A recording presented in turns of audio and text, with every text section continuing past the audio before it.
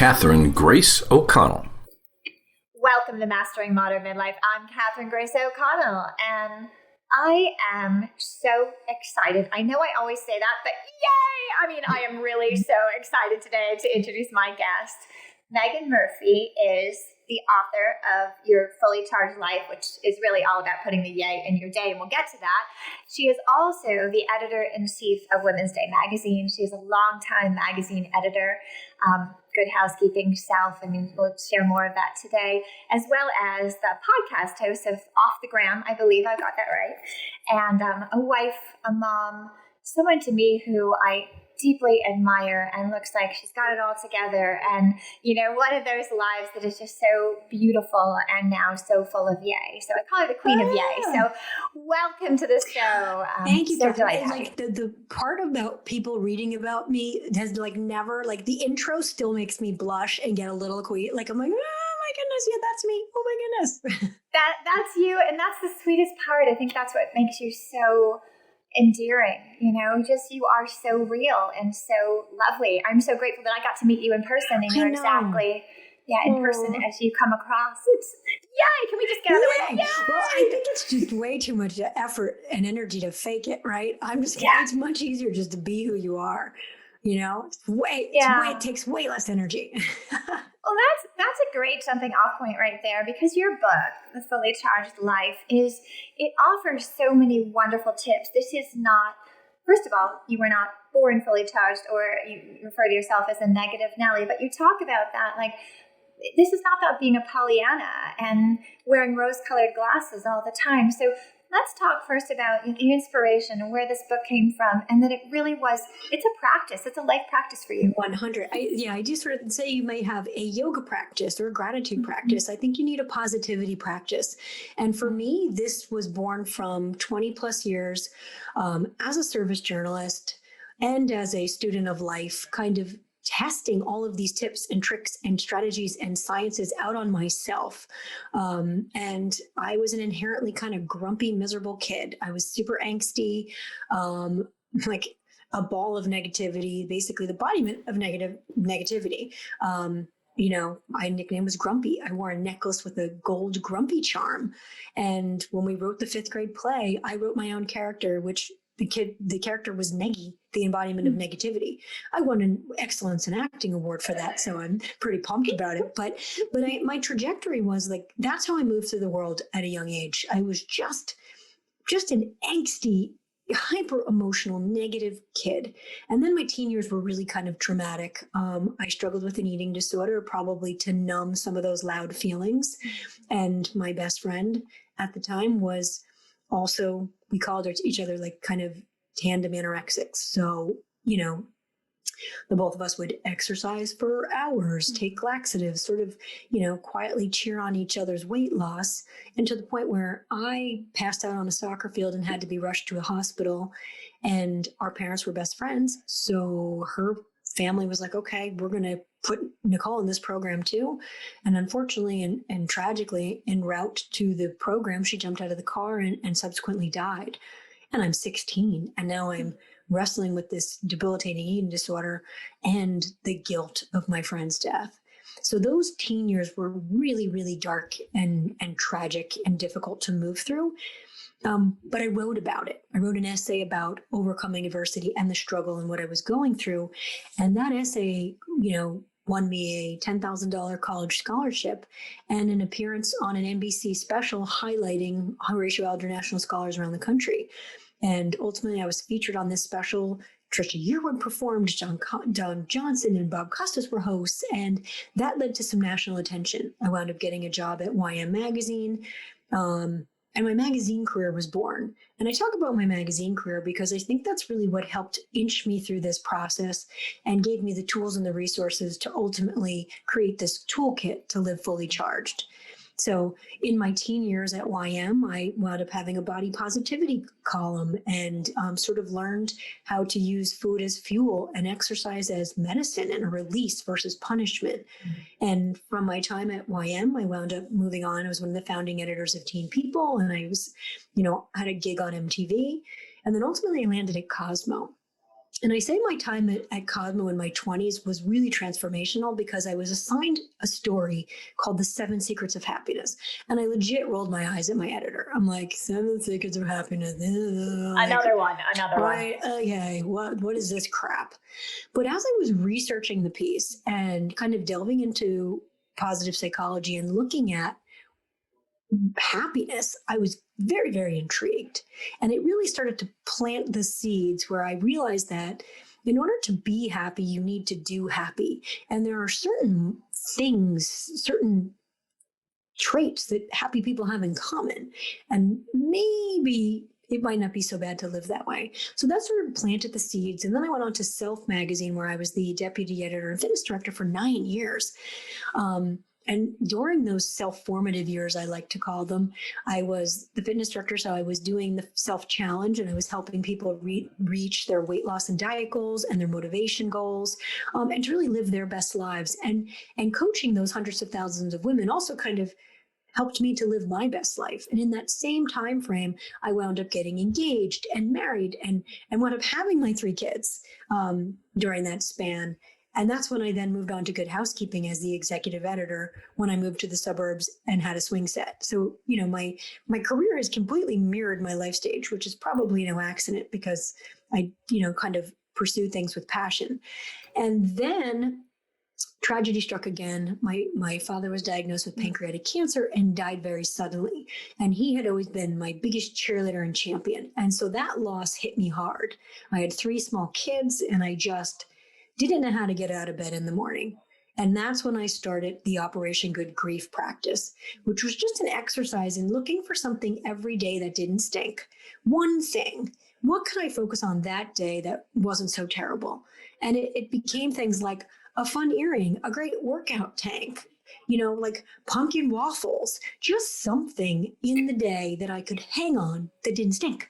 Well, I think that is what is so inspiring about your book and about you is this really isn't complicated. Yes, it's a whole book. Yes, there's wonderful research behind everything. It's very beautifully backed up by science. But to have a fully charged life, you don't have to do everything, right? Oh, my goodness. Yes. Right? I mean, that is exhausting in itself. Yes. Well, and that's the thing is I don't ever want this to feel exhausting. And I sort of think it's just about habit formation. I'm guessing you don't angst about brushing your teeth.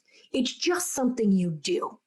I don't angst about prioritizing positivity. It has become something I do. And that's really the key. So the Fully Charged Life, the book itself, kind of looks at the key areas of your life. And it starts with the positive charge. And it really helps you to retrain your brain to more automatically see the good. And I'm going to give you a ton of strategies and a ton of tricks. One of them is going to stick for you. Right. And the other ones you can roll your eyes at and poo-poo. But I bet you one of them is going to stick. And you talk about, like, if you choose one, there's a spillover effect, right? So it isn't like, one. I love you. See, you read the book. Yes. I'm a geek. I read cover to cover and over again. So I love it. That's I amazing. love it. I love it. And everything in there is things that I talk about. I mean, this is my world. Well, and that's the thing. So I would say, like, my secret sauce is I'm not a psychologist. I'm a magazine editor, and my secret sauce is that I'm able to distill the science and sort of fun filter it in a way that it's news that you're going to actually want to use. So I'm going to talk to that PhD, I'm going to talk to that researcher, and I'm going to break it down for you. And I'm going to give you an action-backed strategy that you're like, oh, yeah, wait a second. I totally want to do that. That's going to work for me.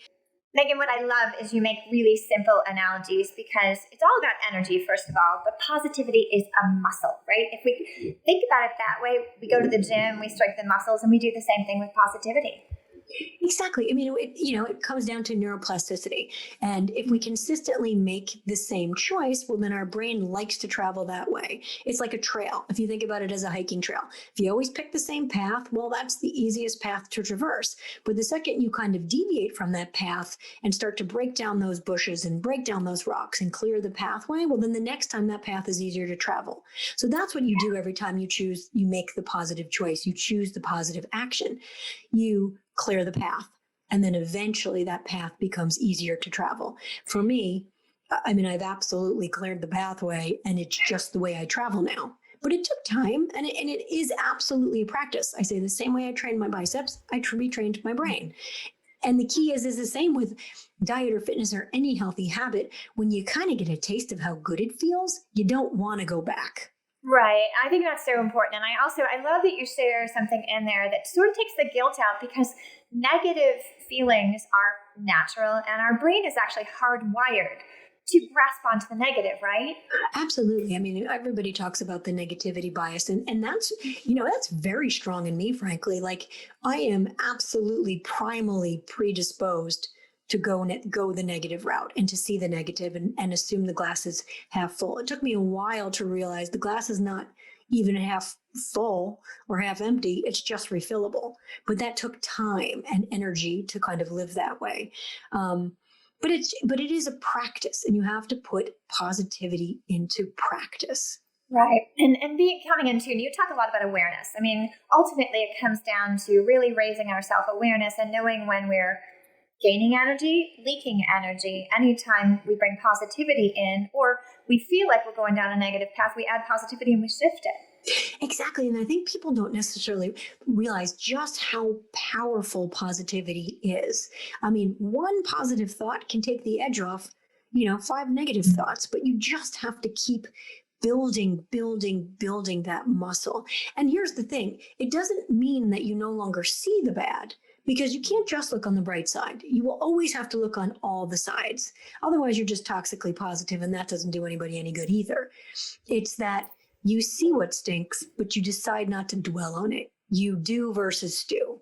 That's the key. It's always a positive action step forward versus lingering in the negative. It's not like I don't watch the news. It's not like I don't understand what's happening in the world.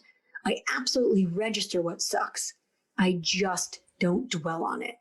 Yeah, living in a Pollyanna bubble doesn't serve anyone. And truly what I find very empowering and inspiring is you, during some very dark times, like you share in the book, as well as right now, clearly losing your best friend in the manner that you did is absolutely soul crushing, and your father's death. But those are the times when we're in our darkest times, and when you got to amp up the energy, you got to amp up the positivity, you have to amp up the light inside of yourself, right? 100%. And, and just before this book launched, my whole family got COVID. So me, my husband, my 3 kids, my 70-year-old mom, we all get COVID. And once again, I'm challenged to put my fully charged tricks and strategies into practice. And what the fully charged life looks like in the face of adversity is simple. Okay, I've got COVID. I'm going to give myself a moment to process how bad that stinks. I'm going to be angry. I'm going to be sad. I'm going to be scared. I'm going to be any of the feelings, right? I'm going to sit with those feelings, because you absolutely have to acknowledge what's going on and sit with it for a hot second, but only a hot second. And then I think a big thing is that one of the strategies that I use quite a bit is cognitive reappraisal, which is just a fancy term for saying reframing what's lame. Like, reframe what's lame. How do you do that? I can simply take, I got COVID. Why me? And kind of just flip that to why not me? And then look about, okay, well, I am otherwise healthy. I am young. Why not me? Okay, I'm poised to handle this. Yes, I have asthma. Yes, I have a history of pneumonia, but you know what? I'm otherwise healthy. Why not me? Now let me find some purpose in this. Maybe the purpose is I need to destigmatize this for other families who are hiding because they have COVID. Maybe the purpose in your struggle is that you need to show someone else the way. Maybe I need to give them the toolkit with the right vitamins and the resources to move through this. Okay, I've given myself purpose. Now that I give myself purpose, I'm going to inch forward. It's really just those micro steps. And then just remembering big picture, what makes you happy. When I was sick, I had my friend go to Trader Joe's and FaceTime me from the flower department. And she bought me all the flowers, and then I filled my house with flowers. Because you know what? I know that fresh cut flowers, Harvard research confirms it, have the power to ease anxiety and boost mood. And that's exactly what I'm going to do, because that's one of my fully charged tricks. I know. Yeah, you say it in there every Monday, because Mondays, I love Mondays, but you love Mondays now because you go get yourself flowers, because right? I found myself with flowers. Because there was a time where I kind of dreaded Mondays. I mean, I loved the weekends with my family, and it's like, oh, Monday, back on a train, back to the city. How do I take the edge off that? You know what? I know I need this kind of workout, and I need to buy myself flowers. And I'm not selling I'm talking like a $2.99 bouquet from Stop and Shop that I'm maybe going to cut tight and short and put in a mason jar with a ribbon and call it a day. But that's something I do for me that I know boosts my mood. Yeah, you share one of my favorite tricks. I've actually written posts about this, I have to versus I get to. I think that's it's a brilliant. You shift your energy in an instant. So please talk to our audience about that. It's in your book, but I think it's fabulous. I think it's really important. And I've seen it work wonders. It's something I've always automatically do. Instead of saying I have to go to the gym, well, you get to go to the gym. Well, that changes the conversation. You're healthy enough. You have the resources to get to go to the gym. Something you have to do. Well, there's very few things you have to do in life. Okay, maybe you have to pay taxes or your mortgage, but there's very few things you have to do. There's many, many things you get to do. And when you start to approach life with that type of gratitude, it really does change how you feel about whatever it is you're doing. I have a good friend, Jen, that I talk about in the book, who has 3 daughters. And momming is hard. She's got 3 kids. She's a full-time stay-at-home mom. And, it's been hard. And instead of saying I have to give the kids a bath, I have to put the kids to bed, I have to read them a story. Wait a second. I get to do these things. I get to tuck 3 strong women in the making into bed. That changes everything. And it's such a simple flip, right? Change any have to a get. It really, really changes everything.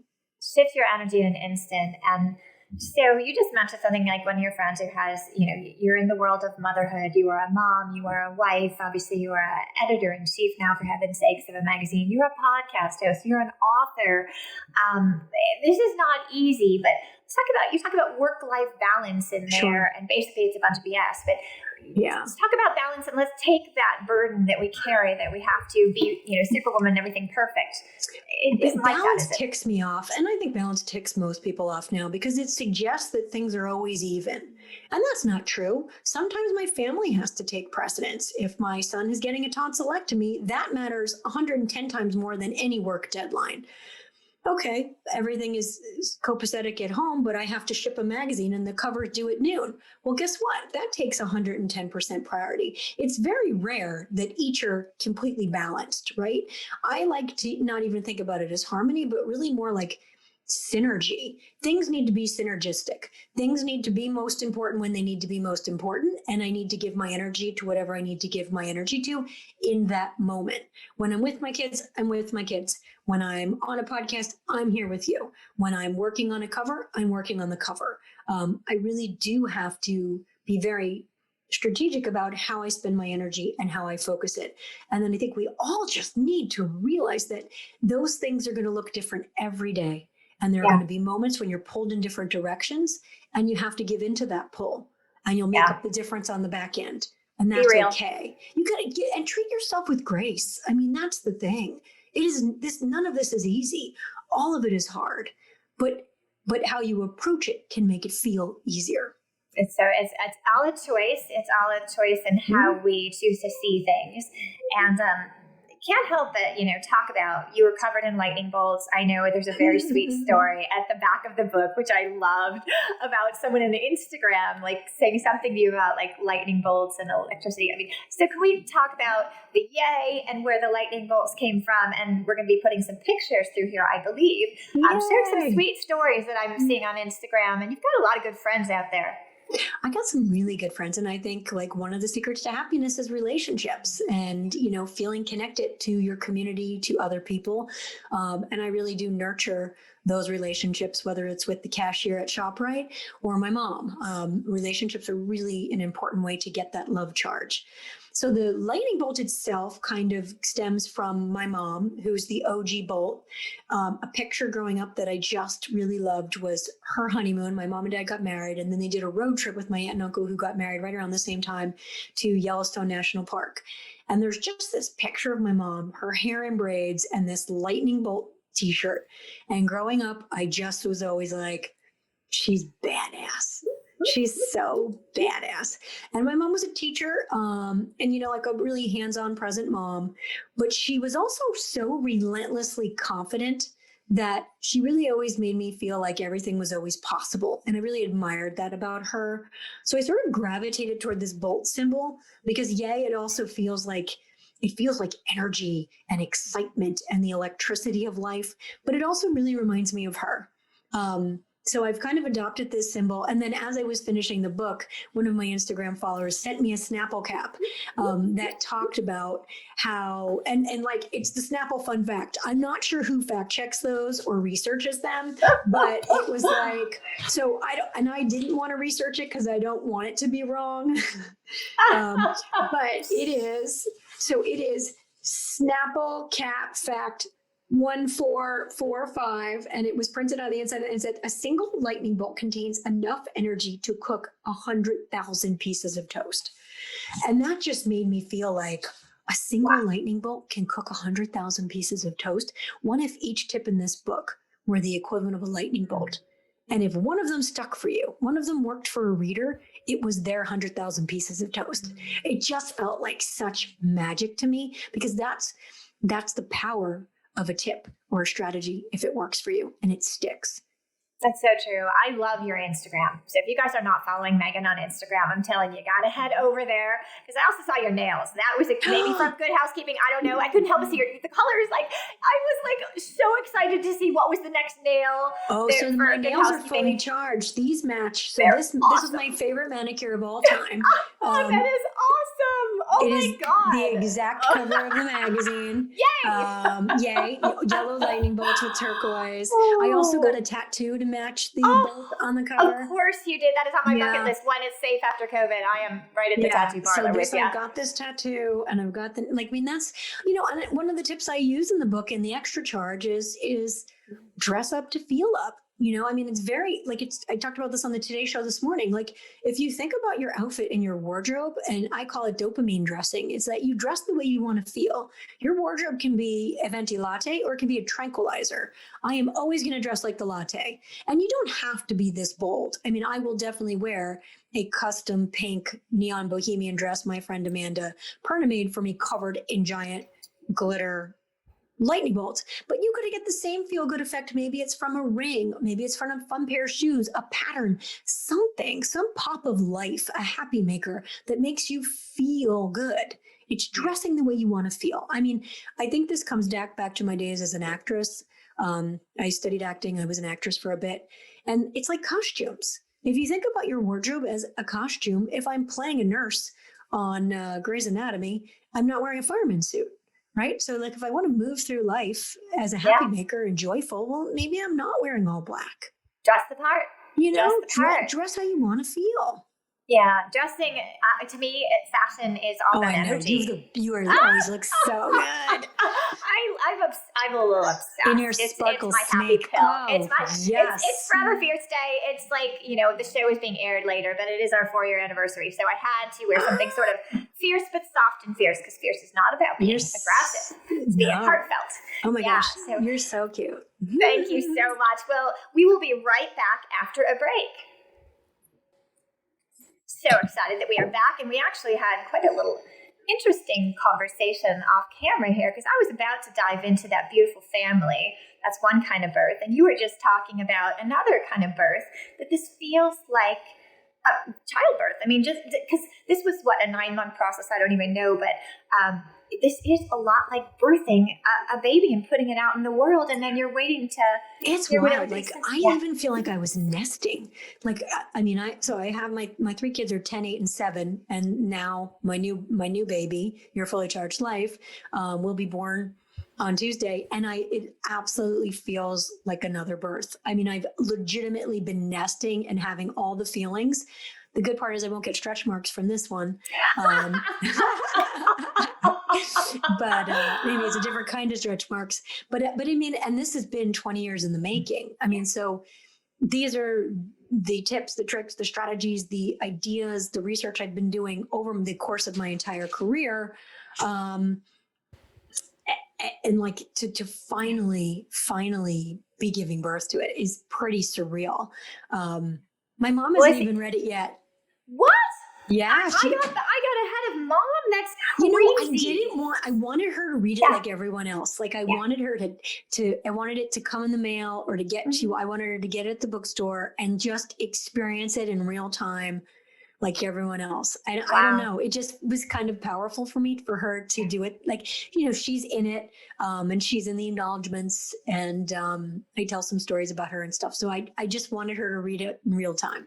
That is so well. I loved it. I have so many notes. I have so many pages on that, like dog-eared. I can tell you, it was lovely. And I'm a science geek too, so I have been on this spiritual path 30 plus years, but there's a lot of woo out there and everything. I always have to, you talk about experiential, right? So try things, see what works for you, because this has been a lifelong experience of practicing positivity and finding what works for you isn't necessarily going to work for me or someone, you know, out there in our audience. And that's the thing is like, I'm not very woo woo. I don't have crystals in my pocket. I don't really, you know, burn incense. I don't like, you know, I need concrete strategies. Even like a gratitude. I understand a gratitude practice is incredibly important, but I can't write in a gratitude journal. That just feels like homework to me. I can't do it, which is sort of how the Yay list was born, by documenting one thing that made me say yay today. Well, that's a living gratitude journal. I'm, you know, basically documenting things that make me grateful and pausing to appreciate, but I'm not writing it down in a journal because that's too homeworky. And I don't want any more homework, right? I'm dealing with 3 kids' homework and all the virtual learning and all the things. Like, don't give me any more to do.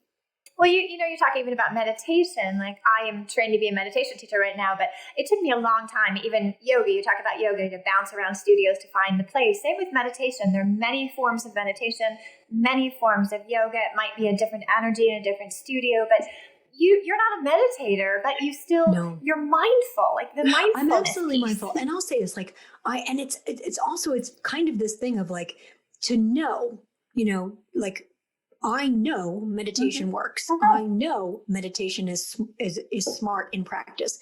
I had Dan Harris on my podcast, 10% Happier, and he was the first person. He's amazing because I'm like, okay, if you can meditate, maybe I can meditate, and maybe I can do 5 minutes. But it wasn't until I had COVID and I was so racked with fear and anxiety, not knowing what was going to happen next. I was like, am I going to be in the hospital? Can my lungs take this? Is my asthma going to debilitate? And it was in that moment I found myself, because I found myself laying in bed, listening to a YouTube meditation for healing. And that's not normally my jam, which is sort of the beauty of your fully charged life. These are the tools. And sometimes you're going to put them in your toolkit, and you might need them when you can't imagine you would ever have needed them, right? Like that. I mean, I would never. I listened to this for an hour, and I was imagining the light, like cleansing my lung. And it was the only thing I could do to calm myself down because I was panicked. And so in that moment, added a tool to my toolkit. I wouldn't have done that before. I think you talk about him in the book, and all these things are born from our own issues, right? I think he was suffering from terrible anxiety. And so that's the beauty. There's many forms, you know, out there. Pick what works for you to help, you know, in that situation. And let's go back to COVID, all this stuff, like everything shut down. So I last saw you at Good Housekeeping in the Hearst building, which is a fantastic moment. So Meagan, I know people through people who've had COVID, but I actually don't have a direct relationship with somebody who has experienced it. And like you know, our community is all midlife and beyond. A lot of people that are a little bit more fearful of getting it. And with the respiratory issues in your history, what's it really like to experience COVID and your whole family? So I think the key is COVID presents itself differently for everyone. I had 6 people in my family suffering from COVID, and it looked different on each of us. For me, it started with GI issues. For 6 days, I had terrible diarrhea, which is one of the things that people just don't like to talk about, but that's a very raging symptom. I never had a fever. I didn't really have flu-like symptoms. I had diarrhea to the point where I lost 10 pounds in those 6 days. I had a little bit of a nagging headache, but nothing crazy. And I was short of breath, and I felt, you know, it in my chest. My kids had vomiting and diarrhea. which would then go away for a day and then come back. And then my husband lost his senses and had body aches and fever, no GI symptoms. My mom had like felt like a cold, lost her sense of smell, never had a fever, didn't really have body aches, was tired. There were days where I was so incredibly tired, I could not get out of bed, which is very tricky when you're trying to take care of 3 children. My husband and I would have to take shifts. Okay, I'm going to sleep for 3 hours. No, you sleep for 3 hours, and we'll kind of hand off the kids, because you have kids who are projectile vomiting with 103 fever. You don't matter in that moment. You have to take care of your child. I think the scariest thing about getting COVID is that I really do find there's crap information once you're sick. It's like, wear a mask, wash your hands, be socially distant. And then you get COVID. My doctor didn't even call me back. I mean, I had like no idea what to do. And I'm like leaving messages like, I'm asthmatic. I have a history of pneumonia. I've been on oxygen. What do I do? Crickets. I had been lucky enough to have had Dr. Daria on my podcast, who is an ER doctor specializing in COVID. And she gave me the vitamin regimen. She put me on the Pepcid, the baby aspirin, the vitamin C. And I had to outline all of that in my COVID diary stories on my Instagram. We'll link that. Make sure that everybody has that. You need this toolkit. I got the oximeter. I learned how to sleep. You don't want to be on your back. You want to be on your side. She baby stepped me and my family through the recovery process, which thank God, because we didn't know what to do. And I would urge everyone to have the toolkit in place just in case, because you don't want to be, I was lucky enough. I have amazing friends who were like at Walgreens at 8:00 at night on a Saturday, getting me all the meds, but it stinks and it's rough. And it was a long haul. I mean, we were sick. We were in the house for 16 days and I was It wasn't that long ago. I've been, it's only been a week or two. I had to cancel the audiobook recording and was just desperately trying to get healthy enough to record my audiobook. And I did. Yay. I was fueled by gratitude. I'm convinced. And I have some lingering effects. My fingers and toes, they're cold all the time. I have the COVID fingers and toes, and I have not returned to exercise yet. My body's not strong enough. Like I'm just not 100%. Really important though to be aware of that, right? Not push yourself. And that's the thing is I don't punish myself with exercise. I treat myself with exercise. And right now it's not in the cards. I'm not 100%. So I'm really treating myself with grace and self-care. And this is where I'm at. And just appreciating. Yay with grace. I mean, I like grace. I know you do. So thank you so much for sharing that. I keep saying grace because you are grace to me. Oh, thank you so much.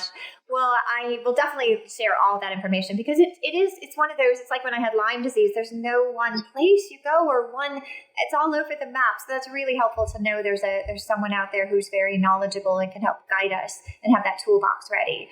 So speaking of COVID and going into all of this, you have not been, you changed jobs in the process, Good Housekeeping to editor-in-chief of Women's Day magazine, but you've not returned to the offices. No. So it was pretty wild. So Hearst named me editor-in-chief of Women's Day in March. And then we went to, but then they went into lockdown. I remember leaving work on a Friday and never coming back. And so I had to have my monitor, my computer, my laptop, everything shipped home by the one person that was still in the office. And I've never been back. I've never cleaned out my stuff at Good Housekeeping. I've never moved into a new office. I've done everything remotely. At first I was doing it in a closet, makeshift at home. Now, a year later, I actually have a little home office that I never would have had. And I love it. It's like my little mom space. Your mom cave. I have a door that closes. Yay! But I never would have had that in the past. And so I've done everything virtually. I had never met my team before. I mean, we came together virtually through this. It's been pretty surreal. But I like working this way because I feel like I'm more efficient. I'm not spending 2 hours back and forth on a bus or a train. And now, if I'm working late, I can pause, have Taco Tuesday dinner with my family. Well, I know your Taco Tuesday from your Operation Grief. I think it was what it was on Instagram. Operation Good Grief was the journey to healing, my grief recovery from my dad's loss. And through that's where I started to really holiday hard and find reasons to celebrate. And actually, when I took over Women's Day, I mean, the way we overhauled it was that we kind of turned it into destination celebration. And I always say no holiday left behind from Taco Tuesday to Easter. We are going to give you an excuse to find joy on a daily basis. Isn't that amazing? Well, you're Sarah there. What I love is that you're so real. You're real in person. You're real in your book. And with this transition from Good Housekeeping to Women's Day, you had a moment, and maybe more than a moment, when it was pretty terrifying, actually, because here you are taking over a magazine. You haven't actually been in the offices. You've got to now create this new life. You're homeschooling. This is a whole new world for you. And it's a physical magazine that we have, kind of moved away as a society. But I get my magazines because Meaghan Murphy is there, and I know I'm going to trust that. From Self to Good Housekeeping to Women's Day, I am going to get that and I'm going to treasure it. So talk about that. Like, what was that like for you? The fear, and how did you? I think the cool part is at some point I'm like, well, I can just blame any failures on a pandemic. Who cares, right? Like, I just like, I'm going for it, right? Like, I am just going to do what I think is right, trust my gut, and go for it. And I changed the logo. I mean, we changed the whole look and feel of the magazine. Like, we really did absolutely reinvent it and re-energize it, because I really feel like, what did I need in that moment? If this is what I need, just this place of positivity, this escape, this happy maker, then somebody else does too. Yeah. And that's the magazine we created. And I think it really is a product of the times. Like, everybody needs a little bit of this, and it's okay to want to be happy, and it's okay to inject some joy. That shouldn't make you feel bad. This isn't the hardship Olympics. It's okay to want to say yay, right? That doesn't make you frivolous or idiotic or Pollyanna. It just means, like, things don't have to suck. And what if they don't? Yeah. It's a choice. Yeah. It's a choice, ultimately. And we have a couple friends in common. One is Lucy Danziger, who you were at Self with. You even mentioned her in the book. I know. Talk about it. Yay. She's fantastic. Oh my God. And what she says about she's in the book. I can't wait. Oh, well, yeah, this is going to come out after the book, but I'm like this. She's like this to you. She just sees you as, oh my God, she says so many lovely things about you. Aww. And then, I will say this. I mean, I give Lucy Danziger so much credit for showing me life was possible as a mom, as a career person, as a wife, a mother, all the things, because she did it so beautifully and really kind of mirrored that for me. When I started at Self Magazine, I'd come from Cosmo. I'm like, yeah, I'm a fun, fearless female. I don't need any of these things. I can't have it all. I can't have it both. And just watching Lucy in action, I'm like, wait a second. You can kick butt at work and still kick butt at family and still fall in love and still have all of these things. It was like shocking to me. I needed to see that. Still, she's riding on her scooter and then she's off in races with her. Yeah, it's amazing. I needed to see her in action. It changed my life. She's awesome. She says the same about you. And there's another one, Joan London. Joan London was recent. So I know you're dear friends with, I guess, her daughter. So her daughter, Jamie, is my co-host on Off the Gram. And Mama Joni is, we love her. And Mama Joni. I'm so great. Like, my Off the Gram co-hosts, that little squad that we've created, I mean, those have become some of my closest friends. We just have this text chain day in, day out. And we've carried each other through some crummy, crazy times, and I'm just so grateful for that little squad. Yeah, well, I think you guys have a lot in common in the mothering part when she talks about Glitzy Gladdy, and the book, I think toward the end of the book, starts talking about like the metaphor of the shooting star. Her mom was like the shooting star, and you've got the lightning bolt. But she finishes her book about legacy, talking about legacy. So you've done so many amazing things in your life, and you keep new reinventions in second and third and fourth and fifth and seventh acts, like a million. What do you see? What do you want your legacy to be? Do you even know? Do you have a vision? Like, oh my gosh, I'm so clear. And I think everybody should be clear on how they want to be remembered. And that kind of came to me from when my dad was dying. I went with him to chemo one day, and as he sat in that recliner getting pumped with the chemical cocktail, he said to me, Meagan, why are you being so negative? And it like just struck me. I'm like, I don't think I'm being negative. I thought I was being realistic, but what did I say or do that's making him feel like I'm being negative in this moment? And it really, really, really kind of hit home for me that I want my legacy to be one of positive energy. I want to leave this planet knowing I did anything I could and everything I could to help other people feel kind of that spark of goodness and that spark of energy and that positivity. And I think that in anything I do now, it is flavored and colored by positive energy. And that's what I will bring to anything I do, no matter what it is I do next. That's awesome. And I do believe you live that. This book certainly is proof of that. And you say something in there that I think is really important. There are moments in time, all of us, we're human, right? We F up, as you would say. We F up. So we F up and we feel guilt or shame or whatever. So what do you do in those moments? You talk about recrimination, all those things. Rather than beating ourselves up, what happens when maybe we've hurt somebody's feelings or we've hurt whatever it is? We all F up. What do we do? So we got the F's, and I use this little like F step system because that's usually the first thing I say when I F up. Oh, F, I F'd up. But I think you have to kind of acknowledge whatever it is that you did wrong. Really just acknowledge it. And own it. Yeah. Own it, right? Okay, you effed up. Okay, figure it out. Like, what did you do wrong? Like, where did you go wrong? Figure it out. And then it's like, fix it. What can you do to fix the problem? And if you can do something, do it immediately. Do it now. And then forget it. Like, if you've done what you could, you've acknowledged it, you have to move forward because you can't just ruminate and sit there stuck. You have to then forget it. And then you can do flashback to a time where you made a better choice or you were a better person. And remember that because you're not your mistake. I think that's sort of the key in that process. And so it's so important to, you say there's wonderful tools in there from reframing things to just being aware in the moment, shifting our energy, from a negative to a positive, all these simple tools and tricks. So if someone gets your book, obviously it's chock full of wonderful things. So you have some advice in there, though, for people to go, so they're not overwhelmed. Okay, I've got to fully charge my life, all these things. Like maybe their thing is fitness. Maybe their thing is, how do they find in the book to navigate the book that's going to be most helpful for them? I think the key for everyone is this is not your typical self-help book. I want you to understand that you are not broken and I am not going to fix you. You are absolutely already okay. I think that is very important distinction. This is not a life overhaul. This is a life tomorrow could be more awesome haul, right? Like this is not I hate, like one of my least favorite phrases on the planet is new year, new you. This is not new you. This might be like happier, more yay filled you, but it's not new you.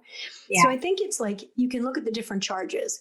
Is it work where you're suffering? Is it the health charge that you need a little bit of a boost? Is it your relationships? Then go to the love charge. Is it, the recharge chapter? Are you going through loss? All of us right now, I think a pandemic, what I think we don't realize is we're experiencing grief. We're experiencing a collective grief. We've all lost something. Maybe it's a loved one. Maybe it's our health, our sense of freedom and safety. But we've lost something. Maybe it's a job, our livelihood, a business. We've all lost something. Maybe you go right to the recharge chapter and get some resilience tricks to help move through that.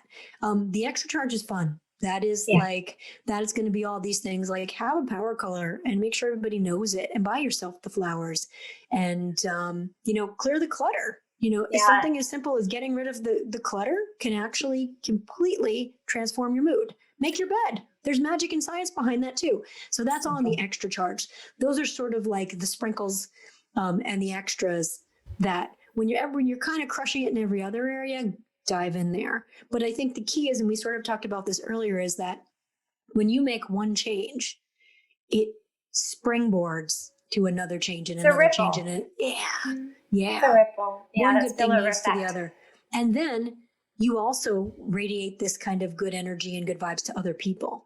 And then the people around you are making better choices and living and doing happier. And then everybody's feeling that way. I mean, we could live in a world where the only thing contagious is good energy. Wouldn't that be nice? Yeah, wouldn't that be nice? Well, you've written your own set of rules, your own set of Murphy's Law that are in there. I love them. And if you were to summarize that, you've got this beautiful kid, you've got that wonderful husband you've been with for a very long time. What would you summarize Murphy's Law as that would be sort of universal for our audience? Oh my goodness. Well, I think so. The different Murphy's laws, frankly, I had so much to say and I had to boil them down quickly so I could get in more tips and tricks, because I did have to cut 20,000 words from the original draft I turned in. Oh my goodness. So that's sort of how Murphy's laws were kind of born, where I'm like, I still want to get that in there, but I can't do another chapter. Okay, fine. Here's my Murphy's laws. But I think big picture, Murphy's laws are prioritize positivity. How can you prioritize positivity? What can you do to do positively, to choose one positive action? Because one positive action is going to lead to another and another and another.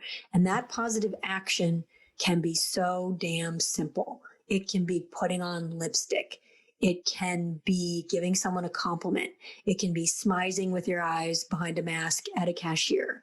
But do positively, prioritize positivity, and see what happens, because it's magic. Wow. That's brilliant. It's simple, but not always easy. But that's the good thing, is that you give so many wonderful tools. And, if you're about to explode on somebody on the phone or something, you talk about things like that where you just catch yourself in awareness. I think it was a story about someone you said, oh yeah, you have a really nice radio voice, but you were like going, it's just simple that are so applicable to, if you're getting a latte, look in the guy's eyes or the woman's eyes and, maybe compliment them. It's we amazing. had this lesson with my kids the other day. I was picking them up from school and this guy in a Jeep cut us off and then gave us the finger. I have 3 kids in the car and this jerk gives us the finger and tried to back up into me then. It was crazy. And in that moment, I used it as a really big teaching lesson to my kids. I go, we don't know what's going on in his life. We don't know what's going on in his day. Right. He's not owning this mistake. We did nothing wrong. But we can be a force field of positivity, or we can be sucked into his negative vortex. I would absolutely never give him the finger back. I would do nothing more than smile and wave and carry on. Because that's how you diffuse the situation, gang. You don't meet negativity with negativity. It never works. Touché. Wow. You just put those lightning bolts out there and you just keep. You have to. Yeah. Right? Because whatever his rage was clearly not about me and my 3 children in their Catholic school uniforms coming home from school. It was not about us. It was about him. Maybe he just got diagnosed with COVID. Maybe he just lost his job. Like, we never know what's going on for other people, and we can't control their reactions. We can only control ours.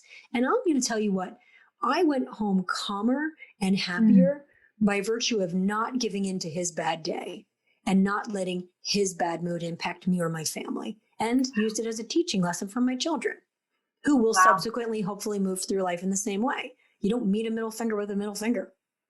Talk about a lesson for all of us. Honestly, there were multiple ways to change the world in that one moment where most of us are going to be triggered by that moment and go down the negative path. But look at that. You just not only changed your own life and experience, you're teaching your kids, and that ripple is that lightning bolt, lots of lightning bolts there. Yeah, I love it. So what do your kids think about you, about mom, about like all these things? You are Superwoman to me. I would imagine you are to them, but I'm not going to put the words in their mouth. I think it's sometimes it's not what your kids say to your face. It's what they say behind your back. I think our life is kind of sometimes surreal. This morning it's like, okay, they're on the Today Show with me and their friends are seeing them on the Today Show. And then all of a sudden the New York Post is showing up and we have a photo shoot and they're putting on their matching outfits and jumping on the couch with mom for the New York Post. And now they're on a play date and they're going sleigh riding.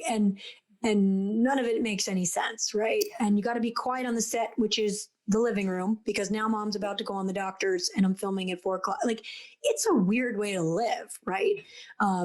Just sort of the work from homeness of what's happening now. But when they're behind my back, I know they're proud of me. The day I got my book deal, I came home and they had baked a lightning bolt cake and made a big sign that said, "Congrats on your fully charged life." I see my daughter mirroring some of my behaviors, which is epically amazing to me, where she did a Charlie's checklist and it was like, movement makes me feel good. A good night's sleep, check, makes me feel good. When I do the meditation app on Peloton, I feel better, check. She's not calling those fully charged tricks and would probably roll her eyes at mom, but my book is on her nightstand, and I think she's pretty proud that she's in it. Wow. Like you just took the word, like just everything. I'm just like, that is so crazy powerful, because what you're sharing with me is who you are, who you're being is the most powerful legacy of all, right? That's Always. what you're learning. Yeah. Wow, incredible, Yay. Meagan. You are, yay! I mean, yay! You guys had it backwards. Yay! I need to get some lightning bolts. I think I am literally going to go. I hope one of those people are, I'm going to go get lightning bolts in honor of you and your book. Send you a lightning bolt. You need some lightning bolts. I would love it. If you do decide to get rid of any of those clothes, definitely send them my way. So if people want your book, obviously we will link it, but please let them know where to find you, where to find your book, all the goodies and your podcast and all that. So I always say, when you shop local and shop small, a real person does a happy dance. Community is really important to me, and it's a big part of the Love Charge chapter. So I always say, support local bookstores, local businesses. If you have a local bookstore, ask for your Fully Charged Life, ask them to carry it. I think that's really important. Of course, you can get it on Amazon or Barnes & Noble and all the things, but I'm such a big shop local kind of gal. I'm on Instagram at Meaghan, Meaghan B Murphy, all the letters. And I also do something called at the Yay List on Instagram, which is just a daily dose of yay, things that make me smile or make me happy, just a joyful place to share. And then Woman's Day Magazine, subscribe, check out our Instagram. Every Monday, we give you a list of reasons to celebrate that week, which I think is really super fun. And you'd probably catch me on Today's Show or Live with Kelly and Ryan or one of the things. I'm often on morning television. Sometimes people recognize my scratchy voice and then they're like, I know her. We'll be in the kitchen making eggs and be like, wait a second, I know Meagan with the scratchy voice. That's awesome. And then your podcast, obviously, you share some wonderful things. And we have Off the Ground podcast, which is really fun. And, I'm just grateful to have my little girl gang. Meagan, thank you so much for being with us today. Oh my God, you are a pure delight. We will make sure that everything is linked below so you guys can find Meagan's book, Your Fully Charged Life. I'm pretty sure after 2020, we all need to start 2021 fully charged. And thank you, beauties, for joining us in Mastering Modern Midlife and in the Forever Fierce community. With that, cheers, beauties. Stay fierce.